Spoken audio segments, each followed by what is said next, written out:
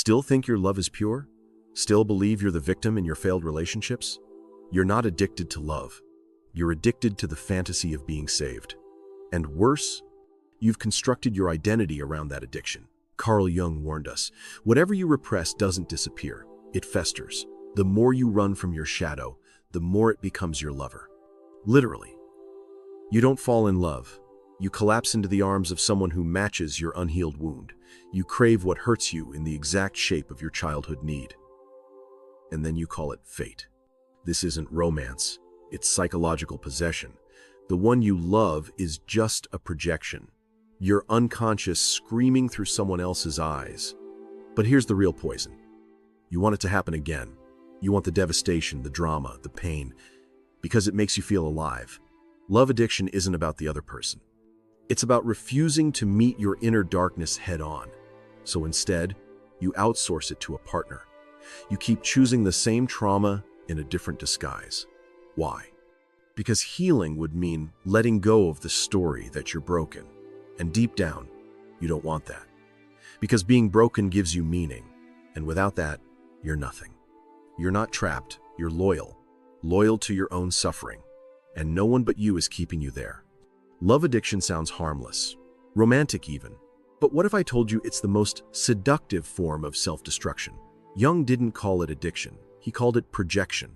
He saw what modern culture refuses to see. That love, in its most obsessive form, is not a celebration of another person.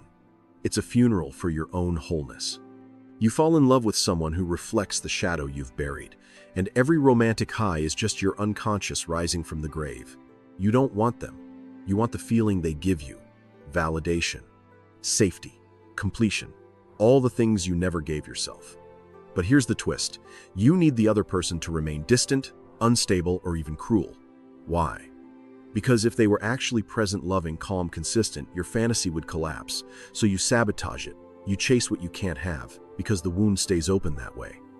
And the wound is where you live. That's why this topic is lethal. Because once you understand it, your whole love life becomes a crime scene. Every soulmate was a mirror. Every heartbreak, a ritual reenactment of your own inner split. And the worst part? You never wanted to be loved. You wanted to suffer in a way that felt sacred. That's what this island, not addiction. Devotion. To the lie that pain makes you real. Jung said, until you make the unconscious conscious, it will direct your life, and you will call it fate. Your love addiction is not fate. It's your refusal to wake up. And now we're going to dissect it. No soft language, no romantic illusions, only the raw anatomy of obsession exposed. You think you're in love? Let's prove you're possessed. Meet Clara, 28 years old, fiercely intelligent, emotionally intuitive. She describes herself as a lover of deep connections. She met Daniel on a retreat. He was magnetic, aloof, slightly tortured. Clara was hooked in 2 days. They stayed up talking until 3 a.m. trauma bonding. She called it soul intimacy. He told her he wasn't ready for anything serious. She told herself she could change his mind. 2 weeks later, they slept together. She cried after. He didn't notice. 3 days later, he vanished. 1 month later, he came back. This cycle repeated for 8 months. Ghosting, then breadcrumbs, hot, then cold, intimacy, then distance. She called it love, but Jung would call it possession. See, Clara wasn't dating Daniel. She was dating her own father wound, the one who praised her when she excelled, ignored her when she cried. Daniel wasn't a man. He was a reenactment. Jung warned us that the shadow, if left unexamined, becomes projected onto others. The more Clara repressed her fear of abandonment, the more she chased it. And each time Daniel left, her body collapsed into a ritual she had known since childhood. This isn't random, this is archetypal. Jung's anima and animus theory explained that we fall in love with psychological opposites, not people, symbols. Clara wasn't addicted to Daniel. She was addicted to the myth of emotional rescue.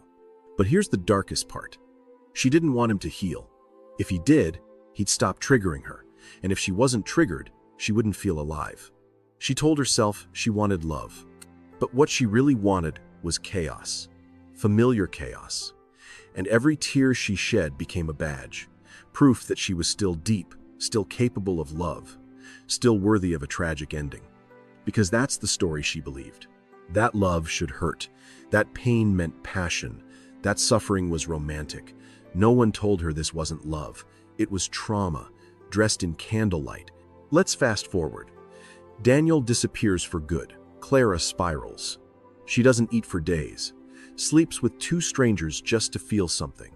Goes back to therapy, only to lie to her therapist about moving on. But every night, she rereads old texts, watches his Instagram stories, convinces herself he's thinking of her too. This isn't heartbreak. It's withdrawal. Clara isn't missing Daniel. She's missing the pattern, the adrenaline, the high of hope followed by the crash of rejection. Jung knew the soul doesn't crave peace. It craves meaning. And if pain is the only place you find meaning, you'll return to it like an addict to a needle. Meanwhile, her friends tell her, "You deserve better." She smiles, nods, agrees, then texts him that night, because better doesn't thrill her nervous system. Healthy doesn't trigger the ache that makes her feel real. Only unpredictability does that. Only danger. This is the cruel logic of modern romance. We are taught to seek healing while still being loyal to our scars. We call it empowerment, but it's submission. You think Clara is weak? No, she's fiercely committed, but to the wrong deity. She worships the ache, the phantom limb of what love could have been, because it allows her to remain the victim in her own myth. And victimhood comes with perks, sympathy, identity, even superiority. That's why she won't delete his number. That's why she'll fall for someone just like him next time. It's not an accident. It's a ritual. Every date is a fresh chance to fail, to bleed beautifully. And society? Society romanticizes this. Pop songs, movies. Therapists calling it attachment issues instead of self-harm with a prettier name. Love addiction is not a flaw. It's a culturally sanctioned identity, a feminine rite of passage. And no one dares say the truth. You don't want a good man. You want a man who breaks you just enough to keep the wound familiar. Because you don't fear abandonment. You expect it. You need it. Because it proves your story was right all along. And you'd rather be right than free. Here's the paradox. The thing you crave most is the thing you can't survive. You want love, but only if it looks like suffering. You want intimacy, but only with someone who abandons you. And the moment they stay, you push them away. Because the wound doesn't know what to do with peace. Jung called this the unconscious sabotage of the self. You become the architect of your own hell, brick by brick, memory by memory, choice by choice. This isn't bad luck, it's precision. You think you keep getting hurt by accident, but you're actually seducing the pain with expert skill. Because there's comfort in repetition. There's familiarity in agony. There's control in choosing your abuser before they choose you. You think healing means finding the right person, but the truth is worse. Healing means becoming someone who no longer finds that kind of love appealing, which also means letting go of your favorite fantasy, that one day someone will hurt you just right and stay anyway, but they won't. And deep down, you know it, because you don't want peace. You want the chaos you recognize. You want to be consumed. This is the paradox of love addiction. You chase what ruins you and call it sacred. And the longer you call it sacred, the harder it becomes to see it for what it really is. Submission to a shadow you never dared to confront. This wasn't a love story. It was a possession, a myth, a betrayal dressed in emotional poetry. You're not the lover, you're the vessel for your own unconscious grief. And every time you say, "But I love them," what you mean is, they mirrored the wound I wasn't brave enough to heal. You can't call it fate anymore. Not after this. Jung didn't promise peace. He promised confrontation. With your shadow, with your projections, with your addiction to being hurt in just the right way. So now you have two options: wake up or keep bleeding for the same story. But remember, you're not innocent. You're complicit. You chose your pain. And until you choose differently, it will keep choosing you. You can curse me, or curse Jung, But you can't escape this truth. Love didn't break you. You did, to keep the fantasy alive.